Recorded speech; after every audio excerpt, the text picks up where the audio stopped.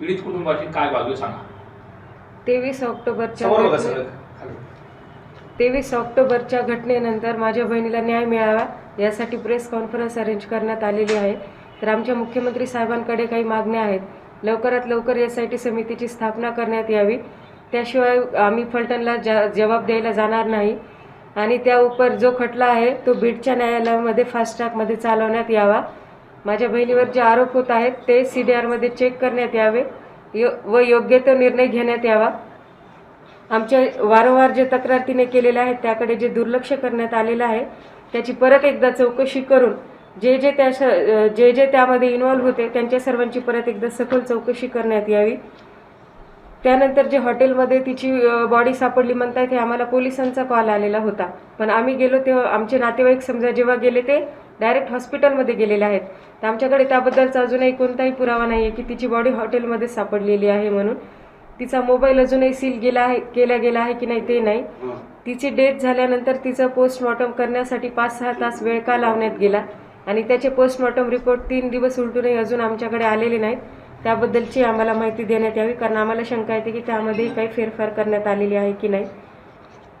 तिचे जे Google मॅपमधील location आहेत ते आम्हाला लोकेशन पाहिजे आहेत 21 ऑक्टोबर ते 24 ऑक्टोबरपर्यंतचे टॉवर लोकेशन पण पाहिजे आहेत आम्हाला.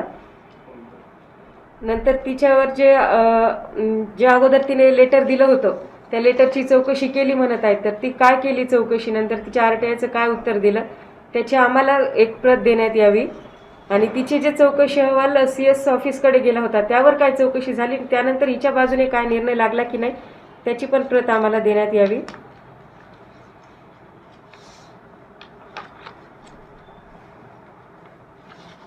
आणि मागच्या 3 महिन्यामधले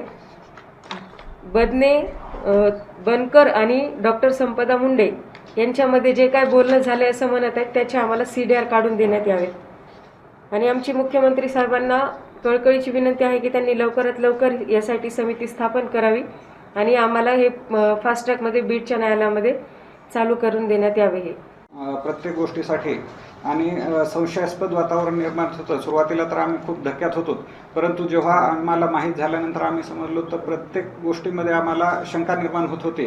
तर आमची तेवढीच मागणी मुख्यमंत्री साहेबांना जर त्यांनी आम्हाला सांगितलं, परंतु मग त्यांनी डेड बॉडी जर ते म्हणतात हॉटेलमध्ये झाली तर हॉटेलमधून हॉस्पिटलला आणताना त्यांनी आम्हाला का कळवलं नाही की आम्ही डेड बॉडी हलवतोय म्हणून. कारण लोकेशन तर ते वारंवार विचार होते, परंतु तिथं त्यांनी डेड बॉडी हलवताना आम्हाला कल्पनाही दिलेली नाही. दुसरी गोष्ट पोस्टमॉर्टम रिपोर्ट पोस्टमॉर्टम करण्यासाठी जेव्हा बॉडी साताऱ्याला आम्ही घेऊन गेलो तेव्हा दुपारी 1 वाजेपर्यंतही तिथं कुणीही डॉक्टर उपस्थित झाले नव्हते. म्हणजे जवळपास मृत्यू जर 23 तारखेला दुपारी 1 वाजता झाला असेल तर 24 तारखेला दुपारी 1-1.5 वाजेपर्यंत डॉक्टरच उपस्थित झाले नव्हते. मग तिथं यांनी मुद्दामून वेळ लावला का? हिला जर रात्री 12-12:30 वाजता पोस्टमॉर्टम करण्यासाठी हॉस्पिटलला बोलावत होते तर मग हिची डेड बॉडी तिथं आम्ही आलेली असताना आम्ही 3 वाजता तिथं पोचलेला असताना कोणतेही डॉक्टर तिथं का उपलब्ध झाले नाहीत. आणि मुख्य म्हणजे तो धुमाळ जे पोलीस अधीक्षक आहेत त्यांचंही ते तर स्टेटमेंटमध्ये सांगतायत की मला या काही म्हणजे गोष्टीची कल्पना नाही किंवा त्यांनी कधी अशा तक्रारी केल्यात त्याचं मला काही माहिती नाही. म्हणजे एवढं बोलून त्यांच्या सहीने किंवा त्यांच्या ऑफिसच्या कर्मचाऱ्याची जर चौकशी लागून त्यांनी अहवाल दिलेले वेळोवेळी त्यांना फोन करून खुलाशामध्ये हिने सविस्तर सांगितलेले तरी तो अधीक्षक जर असं हिच्यावर आरोप करतायत की माहिती नाही तर मग यांना कसलं गांभीर्य या प्रकरणाचं. तर निश्चितच हे एकंदरीत वातावरण संशयास्पद आहे. म्हणूनच आमची मुख्यमंत्री महोदयांना विनंती आहे की त्यांनी SIT चौकशी स्थापन करावी. त्या चौकशीचे अध्यक्ष हे माननीय उच्च न्यायालयाचे न्यायमूर्ती असावेत आणि त्या समितीमध्ये लेडीज IPS दर्जाचे अधिकारीही सदस्य असावेत. दुसरी गोष्ट आम्ही प्रत्येक याच्यासाठी तिथं जाऊ शकत ते आंदोलन तुम्ही करणार आहेत? आंदोलन तर करणार आहेत. आता राज्यव्यापी आंदोलनाची दिशा लवकरच ठरवण्यात येईल. त्याच्यामुळेच आम्ही वारंवार SITची मागणी करत आहोत. ही जर मागणी नाही राहिली तर डॉक्टरांवर जो अन्याय होतोय तो असा कंटिन्यू राहील. त्याच्यामुळे लवकरच राज्यव्यापी आंदोलन होईल. कोण करणार आहे आंदोलन आणि काय स्वरूपात आहे? लवकरच तुम्हाला याबद्दल माहिती दिली जाईल. Okay, thank you. अशी माहिती समोर येते. याबद्दल काही तुमचं संपदाशी बोलणं झालं होतं, कशाचा बॉक्स नाही, तसं तिने कधीच सांगितलेलं नाही. यापूर्वी आम्ही ते सांगत होतो की आम्हाला त्यांच्याकडून तिने पत्रामध्ये फक्त तेवढाच उल्लेख आला आणि हे पत्रही आम्हाला तिचे जे भेटले होते ते तिथं गेल्यानंतर सोशल मीडियामधूनच भेटलेले. परंतु काल जसं सांगितलं तसं काल आमच्या घरी जे एक मुकादम आले होते त्यांनी आम्हाला स्पष्ट सांगितलं की ते बहुतेक त्या कारखान्याचेच कोणीतरी हे होते आणि त्याच पीएननी वगैरे यांना धरून नेलं होतं, मारहाण केली भरपूर. आणि ही जर डॉक्टर तिथं नसती तर माझा जीव त्या दिवशी गेला असता, एवढं तिनं सांगितलं. त्यामुळे कदाचित तेच खासदार असावे. आपण जर पाहिलं तर त्यांनी अगोदर का नाही सांगितलं? जसं त्यांनी म्हटलं की 15 दिवसापूर्वी प्रपोज केलं, तर आमच्या घरच्यांचा नंबर त्यांच्याकडे होता ना, किंवा त्या म्हणतात की त्रास दिला, तर मग त्यांनी ऑलरेडी अगोदरच सांगणं जरुरी होतं ना. नंतर सांगणं काय म्हणजे त्या गेल्यानंतर त्या प्रूव्ह करू शकत नाहीत आणि कोणाला माहिती नाही, म्हणून त्यांनी गेल्यानंतर त्यांच्या चारित्र्यात शिरतोड उडवणं हे बिलकुल योग्य नाही. ते स्वतः एक महिला असून दुसऱ्या महिलेच्या चारित्र्यावर असे शिरतोड उडवणं हे कितपत योग्य आहे? स्वतःचा बचाव करण्यासाठी, स्वतःच्या भावाचा बचाव करण्यासाठी त्यांनी करत आहे, ते स्पष्ट होऊन येते यामध्ये. घटना शहर पोलीस स्टेशनच्या हाती होती, मग बदने हा ग्रामीण पोलीस स्टेशनमध्ये जाऊन सरेंडर झाला, त्याकडे कसं बघतात? नाही, आता 2 दिवस तो सरेंडर होता.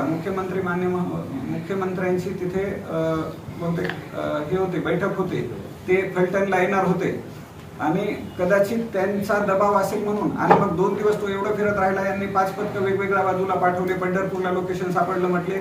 मग एवढं फिरून असताना बरोबर मुख्यमंत्री येणार त्याच्या अगोदरच्या दिवशीच कसं काय आले? आणि ते सर्व तयारी करून 2 दिवसामध्ये त्यांनी वकील वगैरे लावून त्यांची बाजू हे करून त्यांना जेव्हा माहिती झालं तेव्हाच ते सरेंडर झालं असं आम्ही पाहतो. आणि त्यामुळेच हे पोलिसांना या सर्व गोष्टी माहीत असणार आहेत. एवढं असून तो रात्री 12-12:30 वाजता का तिथं हजर होतो?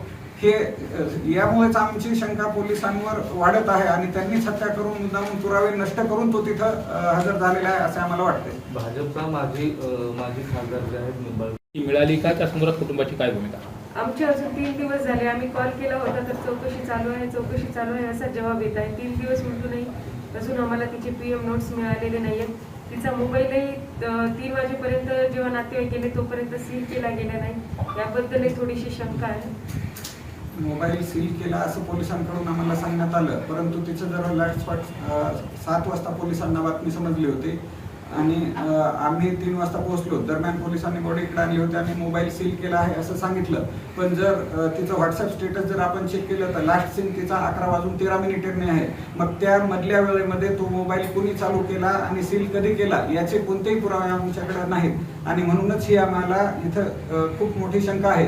तिची हत्या म्हणजे हत्याच आहे तिची. आरोपी न्यायालयामध्ये चालवण्यात यावे. आणि एकंदरीत तिथे सुद्धा आम्हाला आपल्या पत्रकार महोदयांचाच खूप हे झालं. त्यांनी जेव्हा ही बाजू उचलून धरली आमची तेव्हा कुठे तेथील हालचाली वाढल्या आणि पोस्टमॉर्टम झाला. तर आमची आपल्या सर्व पत्रकार बांधवांना हीच विनंती आहे की या प्रकरणामध्ये आपण आमची बाजू घ्यावी आणि हे करावं.